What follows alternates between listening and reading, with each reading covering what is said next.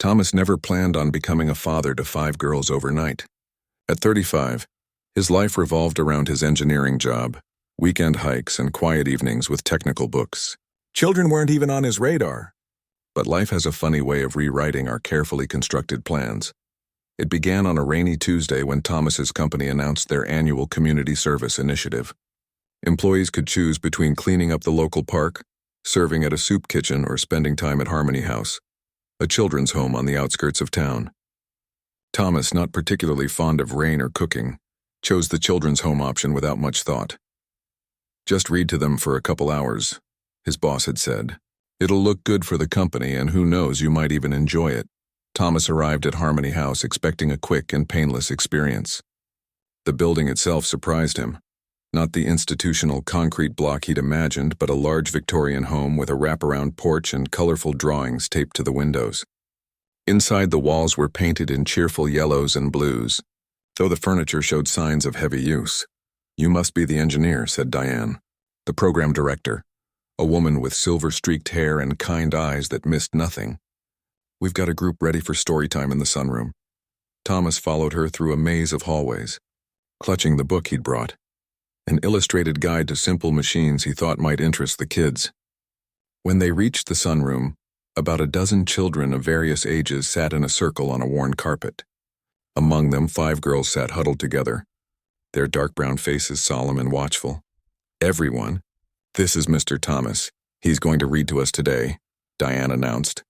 The children greeted him with varying degrees of enthusiasm, but the 5 girls, who looked remarkably alike despite their different ages, remained silent, their eyes taking his measure.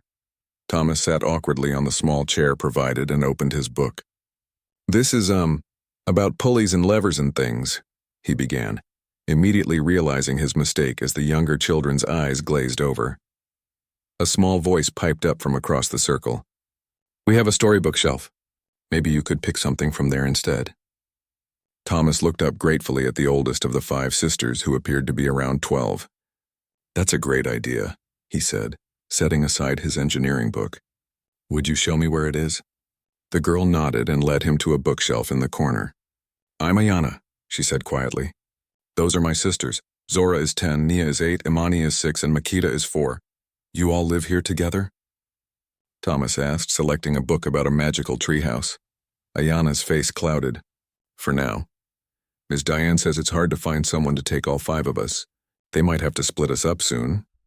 Something in her voice, the careful control, the adult worry in a child's tone, struck Thomas deeply. He returned to the circle and read the adventure story with more animation than he knew he possessed, earning giggles from the younger children.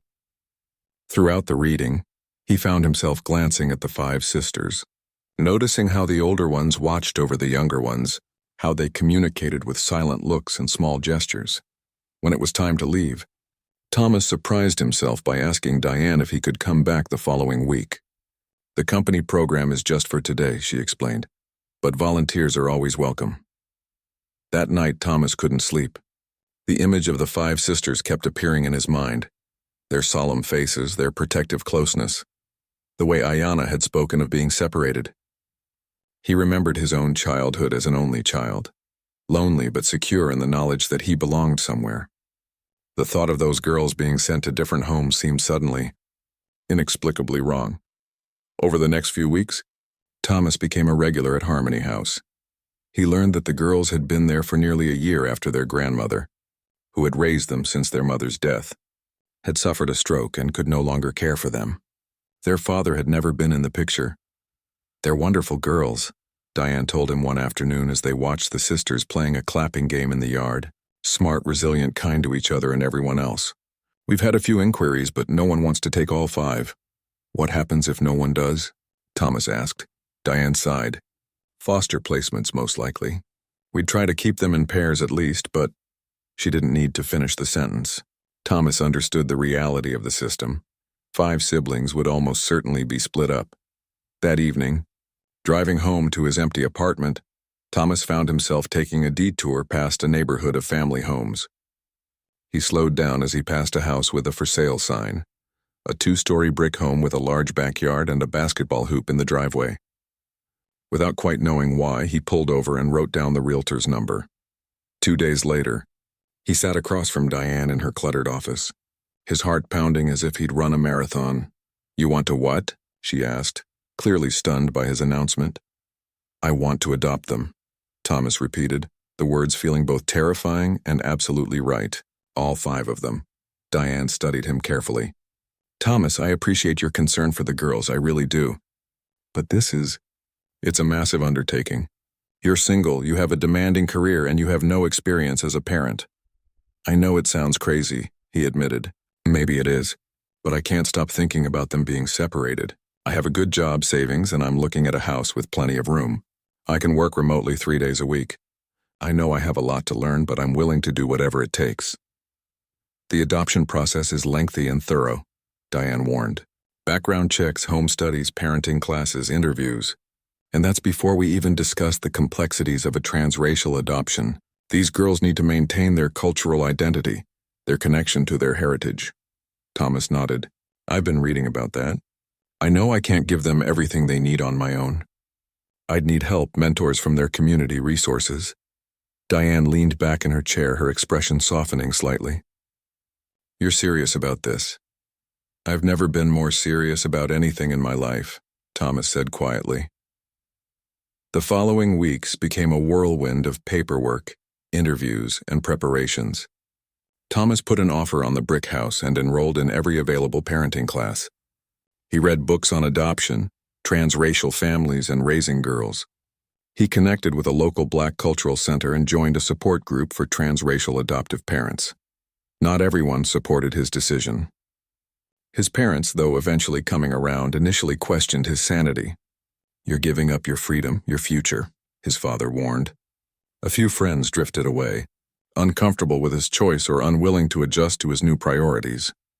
The first meeting with the girls to discuss the possibility of adoption was both heartwarming and heartbreaking. They sat in a circle in Harmony House's counseling room, the younger girls fidgeting nervously while Ayana maintained her protective stance. "You want to be our dad?" Zora asked skeptically. "All of us?" "Yes," Thomas answered simply. "If you'd be okay with that." Little Makeda looked confused. "Forever and ever?" "Forever and ever," Thomas confirmed, his throat tight with emotion. Nia, always practical, had questions about the house, their rooms, and whether they could bring their few possessions. Imani wanted to know if they could have a pet. Ayana said little during that first meeting, her eyes watchful and wary. It was only as they were leaving that she hung back and asked the question that mattered most. "Why? Why us? Why all of us together?" Thomas knelt to meet her eyes. "Because you belong together. Because you deserve to stay a family. And because," he paused, searching for the right words, "because in the short time I've known you all, I can't imagine my life without you in it." Something in Ayana's expression shifted, a tiny crack in her carefully maintained armor. She didn't smile or respond, but she held his gaze for a long moment before turning to join her sisters. The day Thomas received preliminary approval from the adoption agency, he stood alone in the empty brick house he'd purchased, surrounded by freshly painted walls and floors waiting for furniture. Sunlight streamed through the windows of the 5 bedrooms, each one painted a different color chosen by its future occupant. Downstairs, the large kitchen stood ready for family meals, the backyard prepared for play. Thomas felt the weight of what he was undertaking, the responsibility, the challenges, the lifetime commitment. There would be difficult days ahead, adjustments for everyone, and undoubtedly criticism from those who wouldn't understand his choice.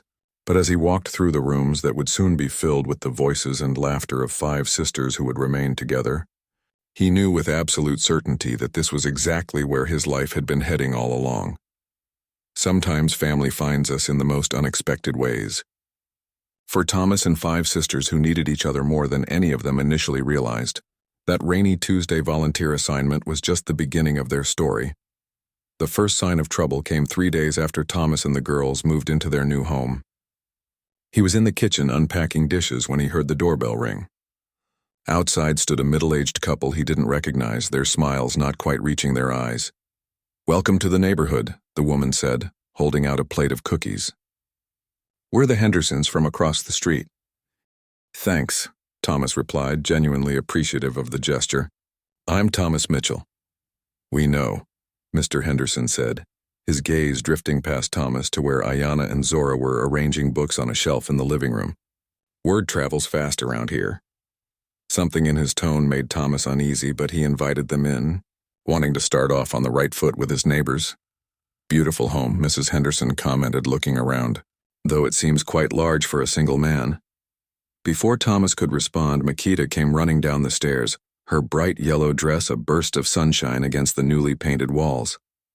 "Papa T," she called out, the nickname she'd given him during their transition period. "Can I have my doll now?" "You said after my room was clean?"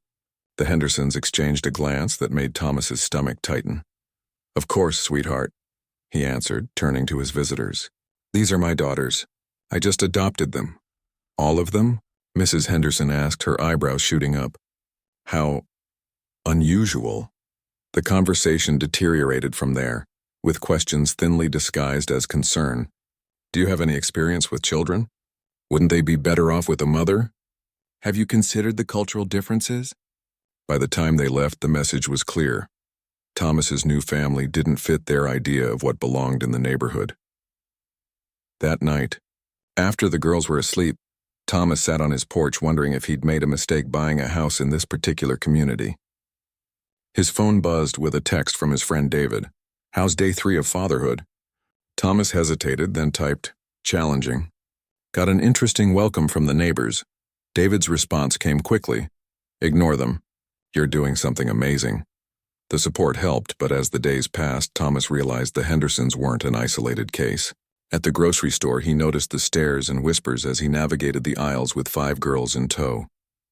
At the school registration office, the administrator asked twice if he was just the guardian, and seemed skeptical when he insisted he was their father. "You understand we need proper documentation," she said, looking over her glasses at him. "I have all the adoption papers right here," Thomas replied, sliding the carefully organized folder across her desk. The woman leafed through them with exaggerated thoroughness. "Well, this all seems to be in order, though it's certainly an unusual situation." Thomas was growing tired of that word. Unusual. As if loving 5 girls who needed a home was somehow strange or suspicious. The worst incident came 2 weeks after they'd moved in. Thomas was helping Nia with her homework when he noticed a police car pull up outside. His heart raced as he went to answer the door. "Good afternoon, sir," the officer said. "We received a call about some children who might be in an irregular living situation at this address." Thomas felt his face flush with anger and embarrassment. "My daughters live here. I adopted them legally. Would you like to see the paperwork?" The officer, to his credit, looked uncomfortable. "That won't be necessary, sir. Just following up on the call." After he left, Thomas closed the door and leaned against it, trying to calm down before facing the girls. He found all 5 of them huddled at the top of the stairs, their faces reflecting varying degrees of fear and confusion. "Are they going to take us away?" Imani asked, her voice small. "No," Thomas said firmly, climbing the stairs to gather them close. "No one is taking you anywhere. This is your home. I'm your dad. That's not going to change." Later that night, he found an anonymous note in the mailbox. Those girls deserved to be with their own kind. The paper crumpled in his fist as he looked up and down the street, wondering which of his neighbors had left it. Even at work, where Thomas had always felt comfortable and respected, things were different now. Casual questions about his babysitting turned to awkward silence when he explained he was a single father to 5 adopted daughters. His boss, who had initially been supportive, now frowned when Thomas mentioned needing to leave early for parent-teacher conferences. "This is a significant adjustment to your lifestyle," he commented during Thomas's performance review. "We need to make sure it doesn't impact your productivity." The subtle message was clear. His family was seen as a liability, not a blessing. One rainy Saturday, about a month after the move, Thomas took the girls shopping for winter clothes. They were in the department store when he noticed Zora getting upset. "What's wrong?" he asked, kneeling beside her. She pointed across the aisle where 2 teenage girls were openly staring and giggling. One had her phone out, apparently taking pictures. "They're laughing at us," Zora whispered. "They think it's weird that you're our dad." Thomas felt a surge of protective anger. He walked over to the teens, who quickly tried to look busy examining a rack of sweaters. "Excuse me," he said, keeping his voice level. "Did you just take photos of my daughters?" "No. one of the girls answered too quickly. I'd appreciate it if you'd delete any pictures you took, Thomas continued. They're minors and you don't have permission. The second girl rolled her eyes. Whatever. It's just weird, that's all. There's nothing weird about family, Thomas replied firmly. Please delete the photos.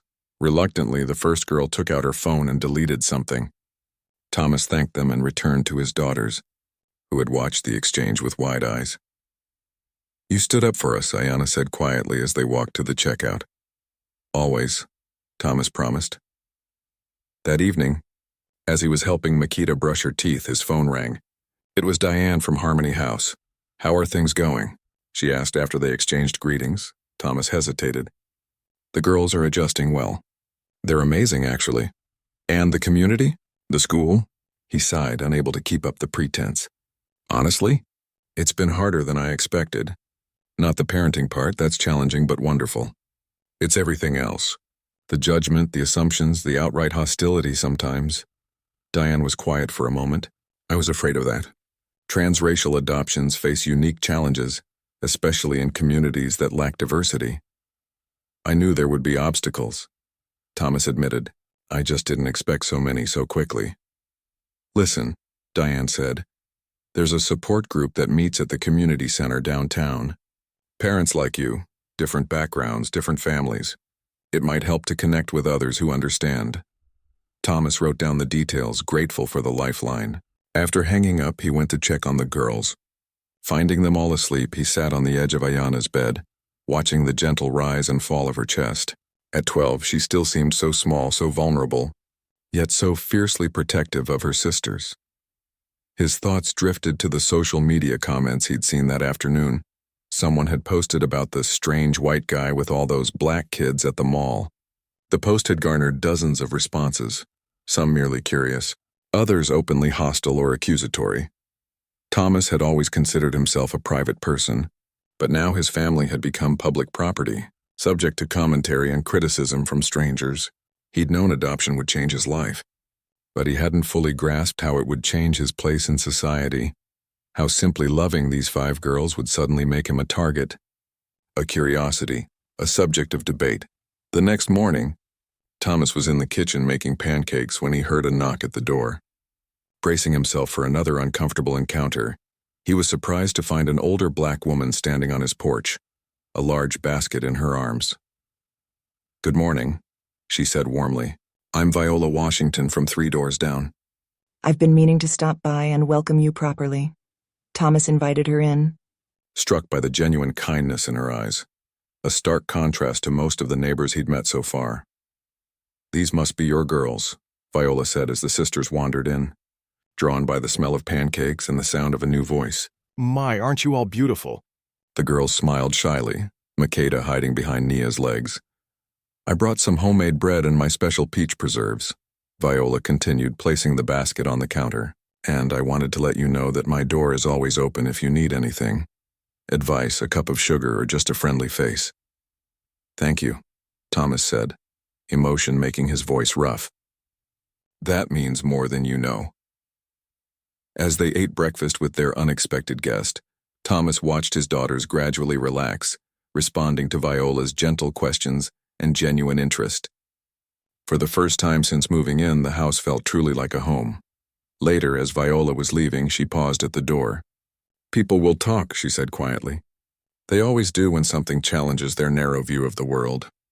But what you're doing for these girls, giving them a home, keeping them together, that's what matters. The rest is just noise. Thomas nodded, unable to speak past the lump in his throat. Besides, she added with a wink, the best way to silence critics is to prove them wrong. And something tells me that's exactly what you and these beautiful daughters of yours are going to do. As he closed the door behind her, Thomas felt something he hadn't experienced in weeks. Hope. The road ahead would be difficult. The stares would continue. The whispers wouldn't stop overnight, and some people would never understand or accept his family. But for every person who judged them, there might be someone like Viola who saw past appearances to the love that bound them together. And that, Thomas realized, was worth fighting for. 6 months into their new life together, Thomas stood in the bathroom surrounded by hair products, a look of complete confusion on his face. YouTube tutorials made it look so easy. Section the hair, apply product, twist, repeat. In practice, Imani's hair had become a tangled mess and she was trying hard not to cry. "I'm sorry, sweetheart," Thomas said, putting down the comb. "Let's take a break." "It's okay, Papa T," Imani said, though her quivering lip suggested otherwise. "Maybe Ayana can fix it." Thomas shook his head. "It's not Ayana's job to do what I should be learning." He took a deep breath. "Let me call Ms. Viola." 20 minutes later, Viola Washington sat on their couch, deftly working her fingers through Imani's hair while Thomas watched intently. "You see how I'm sectioning it?" Viola demonstrated.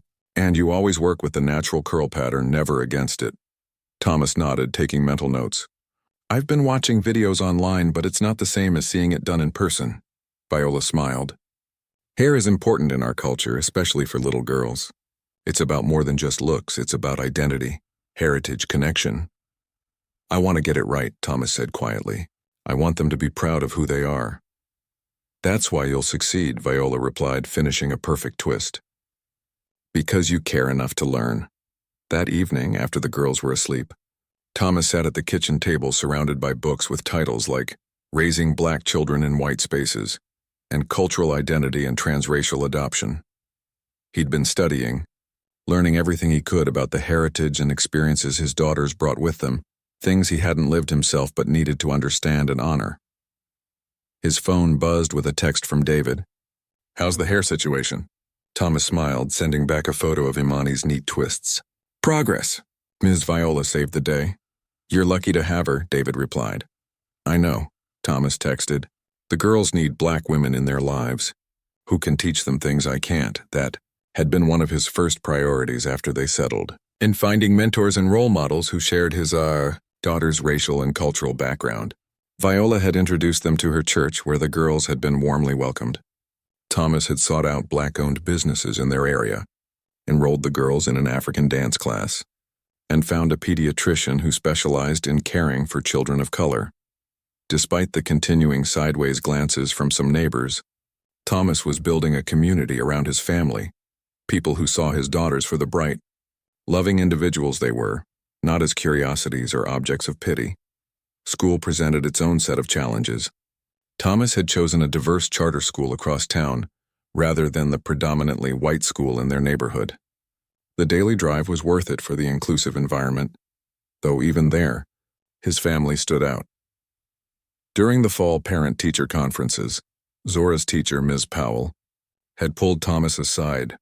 "Zora's a brilliant student," she began, "but I've noticed she gets very defensive when asked about her family. Some of the other children have been asking questions." Thomas nodded. "We get a lot of that. People aren't always kind about our situation." Ms. Powell's expression softened. "I understand. I grew up in a foster home myself. What might help is if you came in to talk to the class, demystify things a bit. Let the kids ask their questions directly instead of whispering behind Zora's back." The following week, Thomas took a morning off work and sat at the front of Ms. Powell's classroom. 5 pairs of small chairs arranged beside him. One by one, his daughters joined him, Ayana carrying a family photo album, Zora with a timeline they'd created together, Nia and Imani holding drawings of their house, and little Makita clutching her favorite stuffed rabbit for courage. "This is my family," Thomas said simply to the wide-eyed third graders. "We found each other when the girls needed a home and I needed people to love." It's not the usual way families come together, but that doesn't make it any less real. The questions came fast after that. Some awkward, some innocent, all honest. "Why don't you look like your daughters? Don't they need a mom? How do you do their hair?" Thomas answered each one patiently, letting the girls chime in when they wanted to. When one boy asked bluntly, "But they're not really your daughters, right?" Ayana spoke up before Thomas could respond. "He signed papers saying he would be our dad forever," she said firmly. "He takes care of us when we're sick. He helps with homework. He makes sure we have everything we need. That's what a real dad does." Thomas felt his throat tighten with emotion. On the drive home, the car was unusually quiet until Zora said, "I think they get it now." "Get what, honey?" Thomas asked, glancing at her in the rearview mirror. "That we're a real family, even if we don't match on the outside." The parent-teacher visit marked a turning point. While some adults continued to judge, The children at school gradually accepted the Mitchell family as just another variation of normal. Playdates became more frequent, birthday party invitations arrived, and the girls began to relax into their new identities as both sisters and daughters. At home, they developed routines and traditions. Sunday mornings meant pancakes with whatever toppings the girls could imagine. Wednesday was library night. The first Friday of each month was their special growing together dinner, where they tried foods from different cultures and talked about their hopes and dreams. Thomas modified his work schedule, arranging to be home when the girls returned from school. His company had been resistant at first, but he'd made it clear that his family was non-negotiable. Eventually, they'd compromised. Thomas would work from home 3 days a week and make up hours in the evenings after the girls were asleep. It wasn't perfect. There were nights Thomas collapsed into bed, exhausted from juggling work deadlines and 5 different homework assignments. There were mornings when getting everyone fed, dressed, and out the door felt like organizing a small army. There were weekends when the house echoed with arguments and slammed doors as personalities clashed and boundaries were tested. But there were beautiful moments, too. Moments that made every struggle worthwhile. Like the afternoon Makita came home from kindergarten with a family portrait she'd drawn. Unlike the stick figures most children her age produced, Makita had carefully colored each family member's skin tone. 5 rich brown faces and 1 pale one, all joined by holding hands. That's us, she'd explained unnecessarily, beaming with pride. I told my teacher we don't match, but we fit together anyway. Thomas had that picture framed. It hung in the entryway where visitors couldn't miss it, a gentle statement about what made their home special, or the evening Nia had a nightmare and, half asleep, crawled into Thomas's bed seeking comfort. It's okay, Dad, she'd murmured as he tucked the blanket around her. The monsters can't get us here. It was the first time any of the girls had called him Dad, without the playful Papa T nickname, and Thomas had lain awake for hours afterward, his heart too full for sleep. Slowly, tentatively, they were becoming a family, learning each other's rhythms, discovering shared jokes, building the invisible bonds that would hold them together through future storms. Not everyone approved, of course. Thomas's parents remained cautiously supportive but clearly baffled by his choice. You could have had a normal life, his mother said during one of her rare visits. Marriage, maybe 1 or 2 children of your own. This is my normal life, Thomas had replied, watching his daughters play tag in the backyard. These are my children. His father, more practical, worried about finances. College for 5 girls? Weddings? Retirement? Have you really thought this through? Thomas had thought about it, planned for it, committed to it. He'd taken on extra consulting projects, set up education funds, reduced his own expenses to ensure his daughters would have what they needed. The future held challenges, certainly, but also possibilities he was only beginning to imagine. At the support group Diane had recommended, Thomas met other families created through adoption, some transracial like his, others not, all navigating their own unique paths. He found comfort in their shared experiences and wisdom in their varied approaches. The world won't always understand your family, said Keisha, a single mother who had adopted brothers from foster care. But the world doesn't need to understand. Your children do. Thomas took that advice to heart, working to ensure his daughters understood 2 essential truths: that their birth family and cultural heritage were treasures to be honored, and that their adoptive family was a safe harbor where they would always belong. 1 year after the adoption was finalized, Thomas planned a special celebration. With Viola's help, he prepared traditional foods from the girls' ancestral homeland. He invited the friends and mentors who had supported them through that challenging first year. And he presented each daughter with a handmade quilt that incorporated fabric from their grandmother's clothes, a tangible connection to their past. As they sat together that evening, surrounded by people who had chosen to see their family with open hearts rather than critical eyes, Thomas realized they had already come further than he had dared to hope. They weren't just surviving. They were beginning to thrive, and this was only the beginning. 3 years passed, bringing changes both expected and surprising. The girls grew taller, their personalities blossoming in the stable environment Thomas had created. Ayana, now 15, had discovered a passion for photography, documenting their family journey through her careful eye. Zora, at 13, was a natural leader, elected class president and captain of the debate team. 11-year-old Nia had revealed herself as a math prodigy, solving equations that sometimes left Thomas scratching his head. 9-year-old Imani wrote poetry that brought tears to her teacher's eyes, while 7-year-old Makita's infectious laugh had earned her the nickname Sunshine at school. Thomas watched them grow with a mixture of pride and wonder, often marveling at how these 5 remarkable humans had transformed his life. The once empty house now overflowed with homework papers, art projects, musical instruments, and the endless paraphernalia of girlhood. His calendar was filled with recitals, games, parent meetings, and doctor appointments. He'd become expert at French braids, period talks, and mediating sister squabbles. The learning curve had been steep, but he'd climbed it one day at a time. Their neighborhood had gradually adjusted to them as well. The Hendersons still kept their distance, but many others had warmed to the Mitchell family, particularly after Thomas started hosting an annual block party in their spacious backyard. It was hard to maintain prejudice against people who shared good food and conversation across picnic tables. Not everything was smooth sailing, though. As the girls approached their teen years, new challenges emerged, ones that tested Thomas's parenting skills and emotional reserves. The first major crisis came when Zora's teacher called Thomas for an urgent meeting. Arriving at the school, Thomas found Zora waiting outside the principal's office, her face tight with anger. "What happened?" he asked quietly. "Nothing," Zora muttered, refusing to meet his eyes. The principal, Dr. Rivera, invited them both into her office where Ms. Chen, Zora's science teacher, waited with a concerned expression. "Mr. Mitchell, Zora had an outburst in class today," Dr. Rivera began. "I told the truth," Zora interrupted. "That's all?" Ms. Chen sighed. "We were discussing career paths in STEM fields. I mentioned that women are underrepresented in these areas. And Zora, I said black girls with no mom and a white dad probably don't have much chance at all."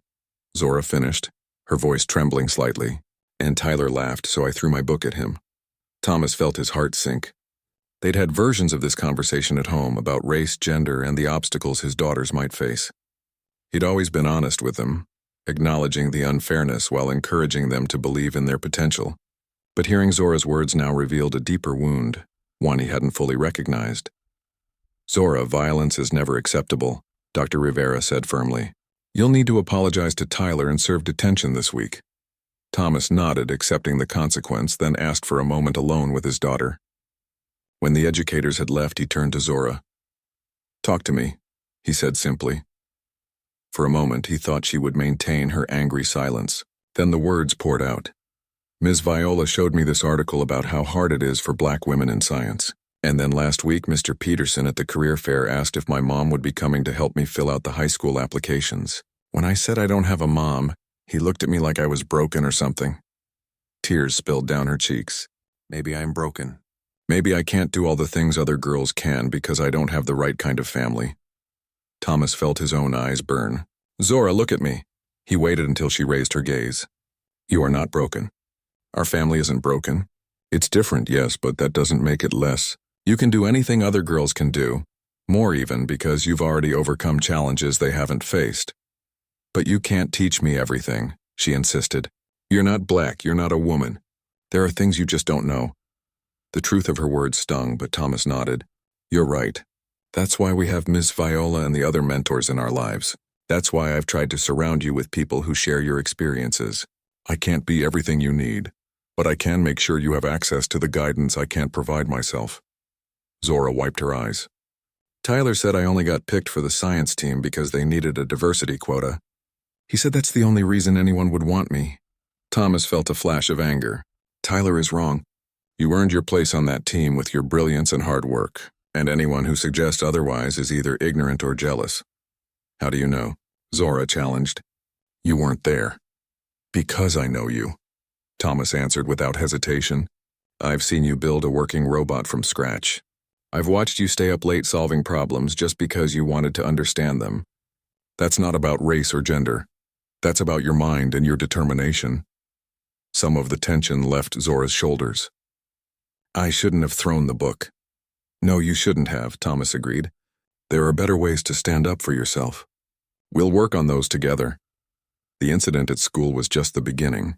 That same month, Thomas was passed over for a promotion he'd been promised, with his boss citing his complicated home situation as the reason. The position requires travel, he explained awkwardly. With your responsibilities, we thought it might be too much for you. Thomas had fought the decision, pointing out that parents, including mothers, had held the position before. He filed a complaint with HR, but the damage was done. Colleagues who had once been friendly now kept their distance, as though his willingness to stand up for himself had marked him as difficult. The financial setback came at the worst possible time. Ayanna needed braces. Nia had qualified for an accelerated learning program with additional fees, and the house required a new roof before winter. Thomas found himself lying awake at night, calculating and recalculating their budget, wondering if he should look for a new job or take on consulting work on the weekends. One evening, as he sat at the kitchen table surrounded by bills, Ayanna found him.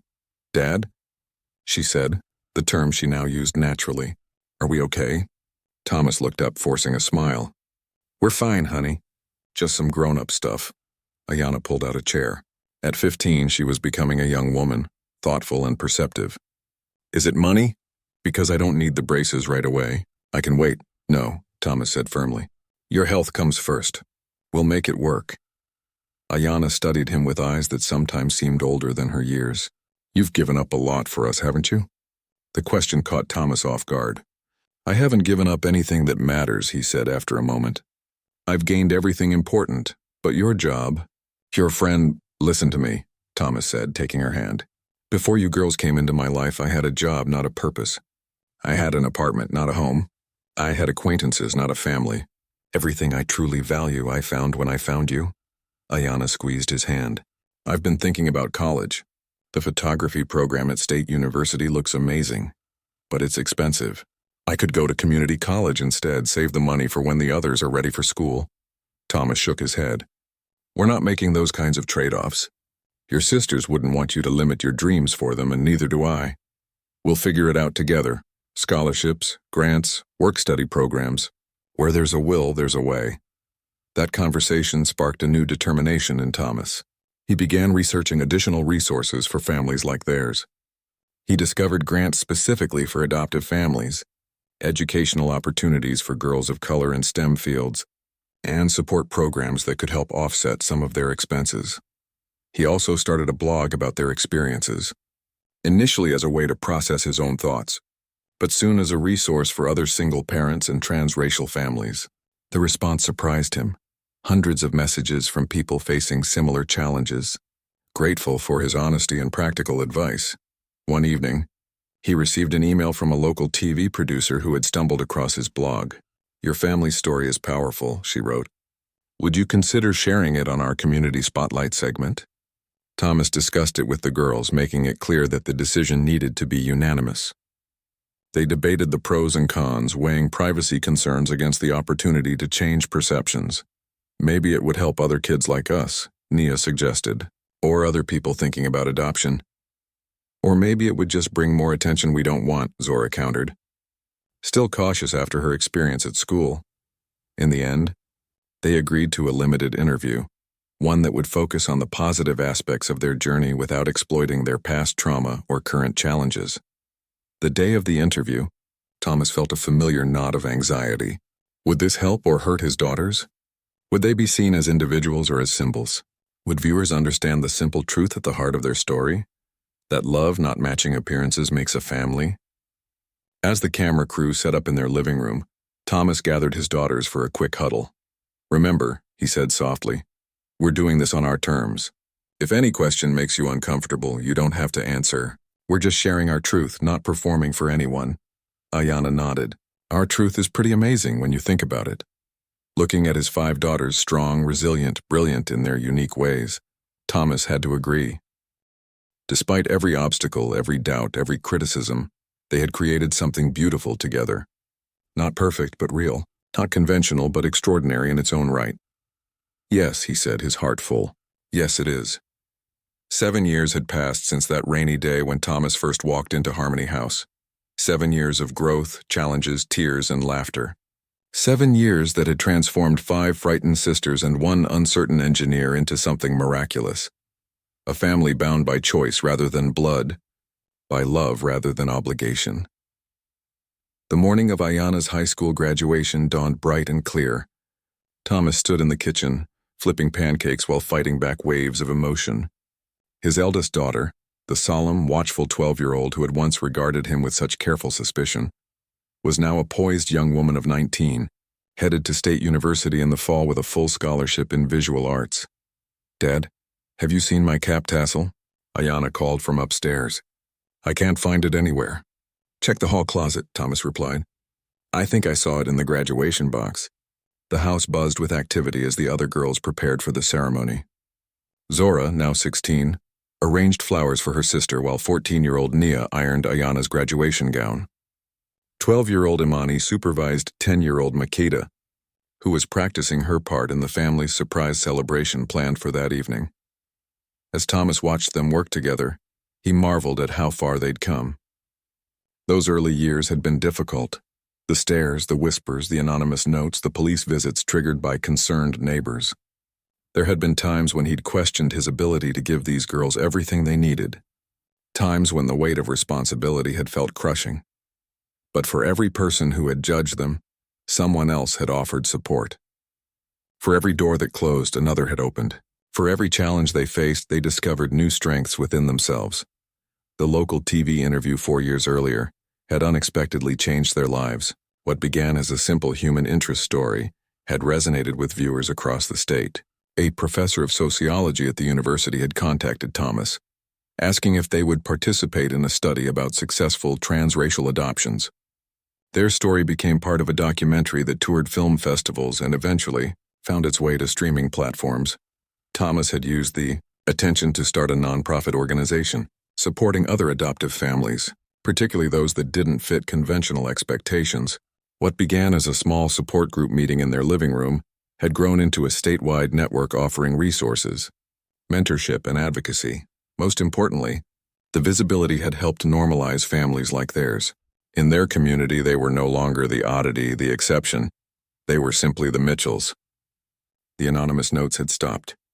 The police had never returned. Even the Hendersons eventually softened, inviting the entire family to their holiday party last December. "Everyone's waiting downstairs," Zora announced, poking her head into Ayana's bedroom where Thomas was helping her adjust her cap. "Viola's here, and Diane from Harmony House and all the cousins." Their extended family had grown over the years, not just blood relatives, but the people who had chosen to be part of their journey. Viola had become a grandmother figure to the girls. Diane visited regularly, proud of the family she had helped create. Thomas's parents, initially hesitant, had gradually become devoted grandparents, bragging about their 5 granddaughters to anyone who would listen. "I'm nervous," Ayana admitted when they were alone. "Not about graduation, but about leaving in the fall. I've never been away from you and the girls before." Thomas straightened her cap. "You're ready, and we'll be here whenever you need us, just a phone call away." "What if I fail?" she whispered, voicing the fear she rarely showed to her sisters. "Then you'll get back up and try again," Thomas said. "But Ayana, look how far you've already come. Remember that first year? The nightmares, the uncertainty, the way you carried the weight of protecting your sisters." She nodded, her eyes glistening. "You don't need to carry that weight anymore," Thomas continued. "You've earned the right to focus on your own dreams now. Your sisters are safe. Our family is strong. And nothing, not distance or time or anything else, will change that." Ayana hugged him fiercely. "I never thought I'd have this," she said against his shoulder. "After Grandma got sick, I was sure we'd be split up. I was trying to memorize what everyone looked like so I wouldn't forget them." Thomas held her tightly, remembering that solemn-faced child. "I never thought I'd have this either," he admitted. "But now I can't imagine life any other way." The graduation ceremony was held in the high school football field, rows of folding chairs filled with proud families. Thomas sat with his 4 younger daughters, all of them wearing t-shirts Zora had designed with Ayana's face printed on them, a surprise that made their big sister laugh when they revealed them. As the principal called Ayana's name, the Mitchell section erupted in cheers. Thomas watched his daughter cross the stage, her posture confident, her smile radiant. In addition to her diploma, She received a special recognition for her photography exhibit on modern families, which had been displayed in the local art museum. After the ceremony, as families mingled on the field taking photos, Thomas noticed an older couple approaching them hesitantly. He recognized them immediately, the adoption caseworker and her husband who had initially expressed doubts about placing 5 sisters with a single man. "Mr. Mitchell," the woman said, extending her hand. "I'm not sure if you remember me. I was involved in your adoption case 7 years ago." "Of course," Thomas replied. "How are you, Mrs. Taylor?" She glanced at Ayanna in her cap and gown, surrounded by her celebrating sisters. "I came to apologize," she said quietly. "I was one of the people who didn't believe you could do this. I thought those girls needed a traditional family, a mother and father preferably who looked like them." She paused, emotion making her voice unsteady. "I've followed your story over the years. I wanted to tell you that I was wrong. What you've built here, it's beautiful." Thomas felt a lump in his throat. Of all the critics they had faced, the professional doubters had perhaps hurt the most. The implication that his love wouldn't be enough, that his family was somehow deficient from the start. "Thank you for telling me that," he said sincerely. "Would you like to meet my daughters?" The gathering at their home afterward spilled from the house into the backyard, where Thomas had strung lights in the trees years ago and never taken them down. Friends, teachers, neighbors, and family members mingled, sharing food and stories. The fears that had once divided their community seemed distant now, replaced by the simple recognition of shared humanity. As evening fell, Ayanna pulled Thomas aside. "I have something for you," she said, handing him a wrapped package. Inside was a leather-bound photo album. On the cover was embossed, "The Mitchell Family, Our Journey." Thomas opened it to find a stunning collection of photographs spanning their 7 years together.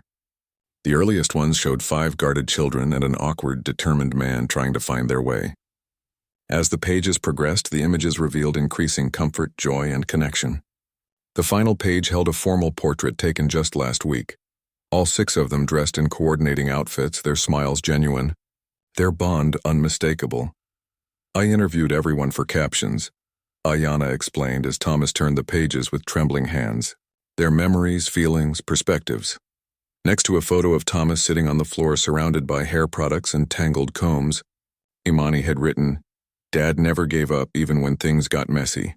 Beside an image of their first Christmas together, Makita's childish handwriting declared, "This was when I knew we were staying forever." Under a candid shot of Thomas cheering at one of Zora's debate competitions, she had noted, "He shows up. Every time. No matter what." Nia had captioned a photo of Thomas helping with her advanced math homework. "He didn't understand the problem, but he sat with me until 11 p.m. until we figured it out together."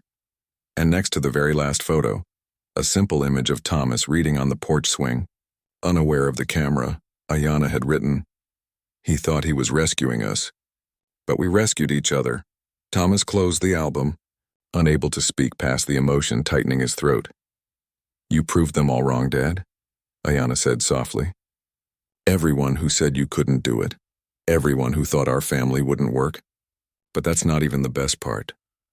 She smiled, gesturing around at her sisters, at their home, at the community they had built. "The best part is that proving them wrong was never the goal. It was just the side effect of loving us." Later that night, after the guests had gone and the younger girls were in bed, Thomas sat alone on the porch swing, Ayanna's album open on his lap. He thought about the man he had been 7 years ago, well-intentioned but naive, determined but uncertain. He thought about all the mistakes he had made, all the lessons he had learned, all the growth that had come from this unexpected journey. The door creaked open and Ayanna joined him, wrapped in her childhood blanket despite the warm evening. "Couldn't sleep?" Thomas asked. She shook her head. "Too many thoughts." They sat in comfortable silence for a while, swinging gently. "Was it worth it?" Ayanna finally asked. "All the sacrifices, all the criticism, all the hard days?"